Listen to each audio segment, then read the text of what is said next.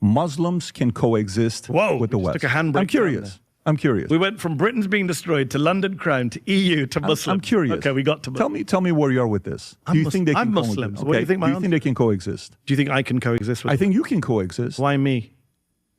I grew up in the UK. Right-wing media has been telling these stories all my life. All I've seen is black people and Muslim people on the front pages. Have you looked at the front pages of the Daily Mail, the Daily Express? What do you mean the UK is being destroyed? You think UK is doing good? Yeah, I mean, no, but not for the reasons you think. Why do you think UK is not doing good? I think economically it's doing very badly. It had very bad leadership for the last 15 years. I was there. The Conservative government that came in 2010 did an austerity program after the financial crisis. You put basically on Cameron. Cameron is David Cameron and George Osborne did an austerity program that basically gutted the British state, gutted our competitiveness, didn't cut the deficits, actually ruined our fiscal credibility, downgraded our credit rating, destroyed our growth over the course of a decade, undermined our health service. Do you put anything tied to immigration to that? No. None. Immigration's been a boost for the British economy. In fact, cutting immigration is bad. Look at Brexit. Brexit's been a disaster for the British economy. Do you know how many people in Britain want to rejoin the EU? A majority. Pull that up. The majority of Britons want to go back into the EU. Why do you think that is? Why do you think that is, Pat? Why do you think Britons want to go back into the EU?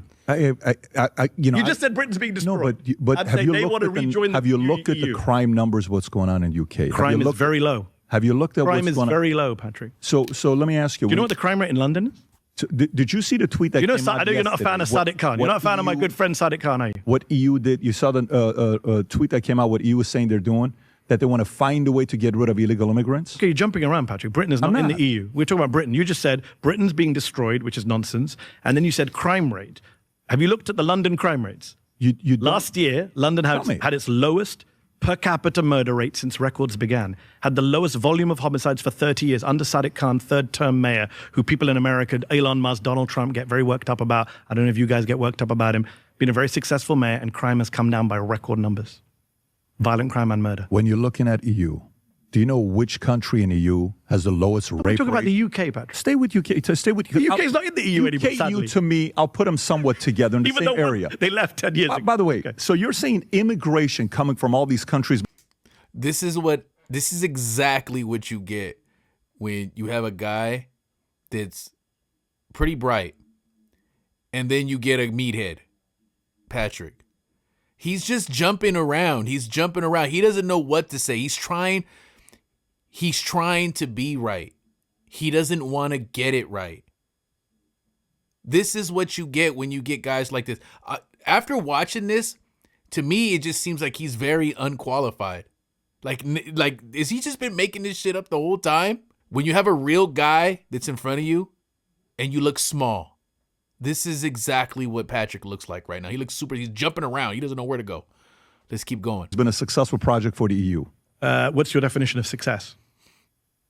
Many different ways. Economically, the EU desperately needs migrants. Have you seen the age rate? Pull up the demographic. Okay, so it's a dying continent with a very low birth rate, as Elon Musk likes to point out. So when you think they got no one there to work, to pay taxes, to look after the elderly, to run their health services, etc. Maybe the one argument I'll go to see what you'll say about this. Do you think the West, when it comes down to West, Muslims can coexist with the West? Took a handbrake. I'm curious. We went from Britain's being destroyed to London crime to EU to Muslims. I'm curious. Okay, we got to Muslims. Tell me where you are with this. Do you think they can I'm Muslims. Okay. What do you think? Do you think they can coexist? Do you think I can coexist with I think you can coexist. Why me?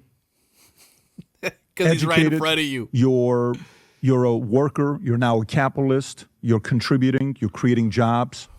I would say you're net positive. Do you not think most Muslims do that?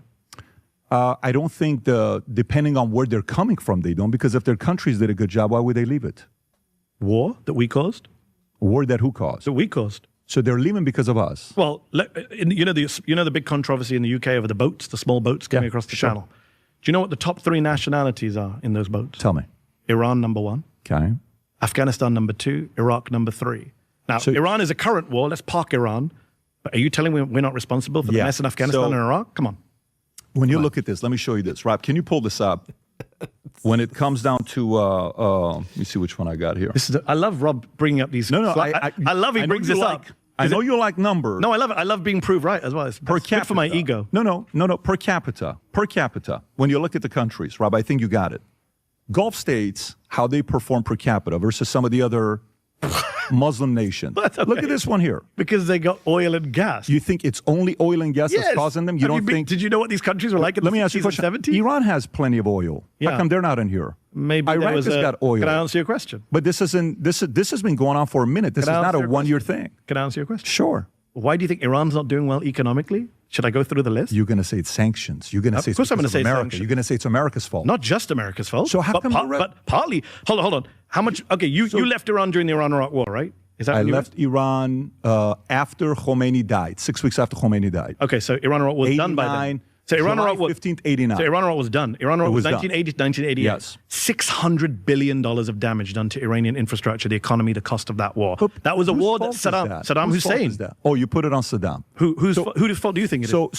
Who invaded who? So, by the way, hold on, Patrick. Come on. You don't at all put that on IRGC? No, I put it on the You guy. don't put it on Islamic Revolutionary I put Guard? it on the country that invades the other country. That's how the world works. I blame Russia for the Ukraine war. Why they do they invaded have a hard Ukraine. time getting along with other people?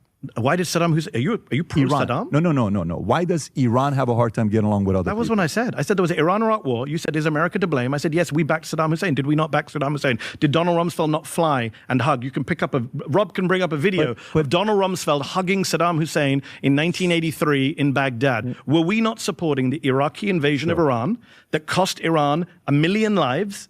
$600 billion of infrastructure damage. You're saying that didn't play any role in Iran's economic future. Why don't they? You're answering my question. No, but you don't understand what I'm saying. No, But Mehdi, let me ask you. You want me to acknowledge that? No, but look, let's give credit to, for instance, when Mamdani goes to the White House, you and I both gave credit to both of them for being diplomatic. Okay. Right? Yeah. Do you think Iranian leadership with the IRGC is diplomatic? No. They've been horrific in their leadership. I think they've given themselves, they've given their opponents a stick with which to beat them. I was a big critic of Ahmadinejad back in the day. He said dumb things. So do you think Khomeini was good for Iran? Do I think Khomeini was good? Do you think for Khomeini Iran? was good for Iran? No, in hindsight, of course not. If you look at the record So today, then we're on the same page. what What I'm trying to do is, I've said this before. I went on Piers Morgan's show. Just to be clear, for people who don't know, I'm Shia.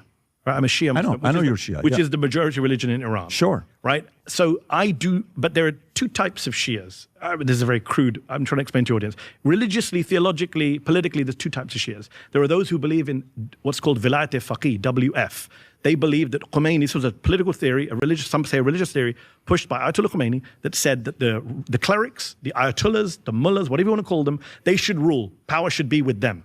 That is the model that Iran has followed. There is another school of thought that comes out of Iraq, mainly out of a city called Najaf, and an Ayatollah called Sistani, who is the leading Shia Ayatollah in Iraq today.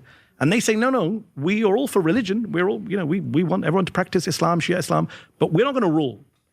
After the Americans toppled Saddam, Ayatollah Sistani did not do a Khomeini. He did not say, I'm going to become supreme leader of Iraq. He said, have elections, democracy, vote.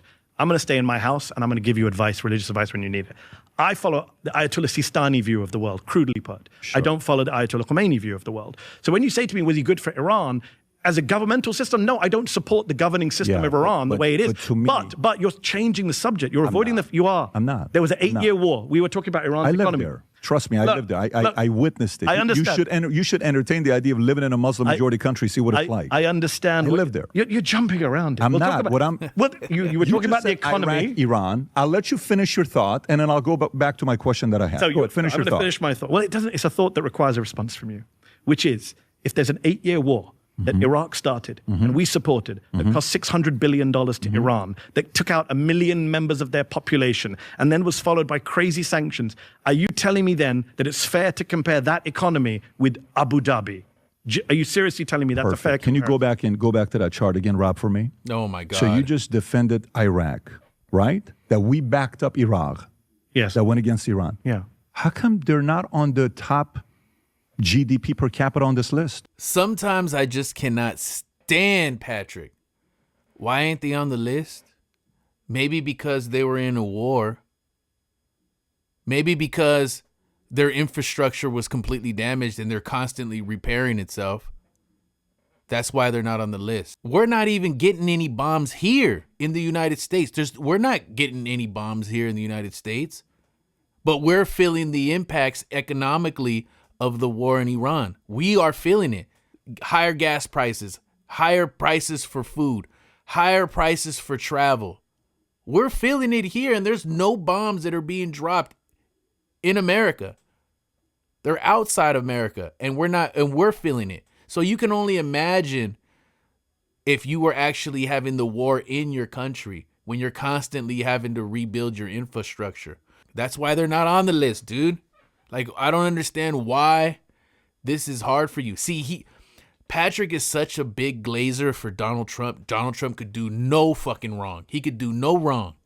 And by him not being able to do nothing wrong, he will go with everything. This is why you can't. It's kind of like, Bill Maher. When he has really guys that know their shit, he looks small. Patrick, I hardly ever see him have anybody challenge him. Somebody that actually is like, yo, dude, this is complete bullshit. You're just Jimmy Jimerson. You're just giving me the Jimmy Jimerson. You're just talking. You ain't saying nothing. You're jumping in and out. But he's a master at that. He'll jump in and out of stuff. Like, dude, he's not even talking about answer the question and then we move on. But he's taking a page from Trump, because Trump never answers any questions. He don't answer nothing.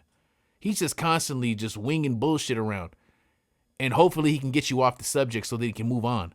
So, anyway, that's my little 3 cents on this. Like, follow, subscribe.